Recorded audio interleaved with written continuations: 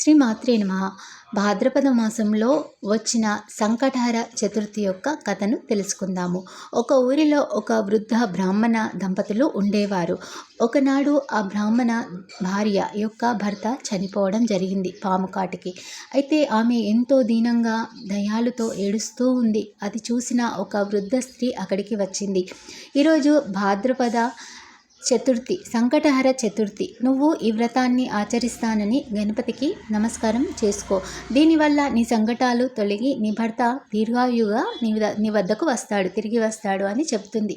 అదేవిధంగా ఆమె ఆ గణపతికి మొక్కి నమస్కరించి, హే గణనాథ, నా ఈ సంకటాన్ని దూరం చేయి. పతియే నాకు దైవము. నా భర్త ప్రాణాలని నాకు ఇవ్వు తండ్రి. నేను ఈనాటి నుండి ప్రతి నెలలో వచ్చే సంకటహర చతుర్థిని శ్రద్ధాభక్తులతో ఆచరిస్తాను తండ్రి. నా భర్తను నాకు తిరిగి ఇవ్వు అని ఎంతో దీనంగా ఏడుస్తూ ఉంటే ఆ గణపతి దయ వల్ల, కృప వల్ల ఆమె భర్త తిరిగి జీవించడం జరుగుతుంది. అప్పటి నుండి ఆ వృద్ధ బ్రాహ్మణ స్త్రీ మరియు పురుషుడు, ఆ ఇద్దరు దంపతులు ప్రతి నెలలో వచ్చే సంకటహర చతుర్థిని శ్రద్ధాభక్తులతో చేయడం జరుగుతుంది.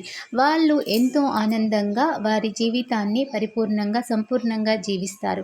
ఈ విధంగా ఎవరైతే సంకటహర చతుర్థి చేస్తారో వారికి సంకటాలన్నీ తొలగుతాయి, బాధలన్నీ తొలగుతాయి, పీడలన్నీ తొలగుతాయి. ఆయువు, ఆరోగ్యం, ఐశ్వర్యాలతో, సౌభాగ్యాలతో, సంతానంతో సుఖంగా ఉంటారు అనేది ఈ విధంగా తెలుసుకోవచ్చు. అయితే ఎవరైతే సంకటహర చతుర్థి మొదలు పెడదాము అని అనుకొని సంకల్పం చేస్తారో వాళ్ళు భాద్రపద మాసంలో వచ్చే సంకటహర చతుర్థి నుండి మొదలు పెట్టుకోవచ్చు. 11 నెలలు కానీ 21 నెలలు కానీ ఈ విధంగా అనుకొని సంకల్పించుకొని ఉద్యాపన చేసుకోవచ్చు. లేదంటే మంగళవారం రోజు వచ్చే అంగారిక చతుర్థి నుండి కూడా మొదలు పెట్టుకోవచ్చు.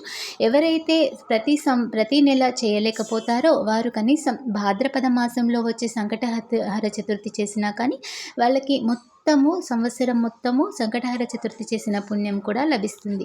శ్రీ మాత్రే నమః. శ్రీ గురుభ్యో నమః. ఇలాంటి ఎన్నెన్నో డివోషనల్ వీడియోస్ కోసం మా ఛానల్ని ట్యూన్ అవ్వండి, సబ్స్క్రైబ్ చేసుకోండి. లోకా సమస్త సుఖినో భవంతు. జై శ్రీరామ్.